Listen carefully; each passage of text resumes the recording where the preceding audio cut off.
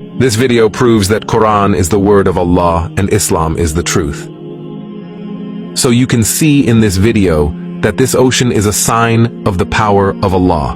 Before continuing the video, I request you to share this video with everyone so that they also know that the Quran is the truth and the word of Allah. The Quran mentions a barrier between two seas which meet and which the latter do not exceed. Allah said in Quran, He gave free rein to the two seas to meet. There is a barrier between them that they do not go beyond. Quran 55:19-20. And it is also mentioned in the Quran that Allah mixed the sea with salt and fresh water.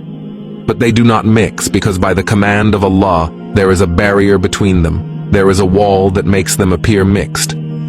But because of this invisible wall, these two seas cannot meet by the power of Allah. So which of Allah's blessings will you refuse? Allahu Akbar, Subhanallah, Alhamdulillahi Rabbil Alameen. Say, Allahu Akbar in the comments and share this video with everyone to get rewards.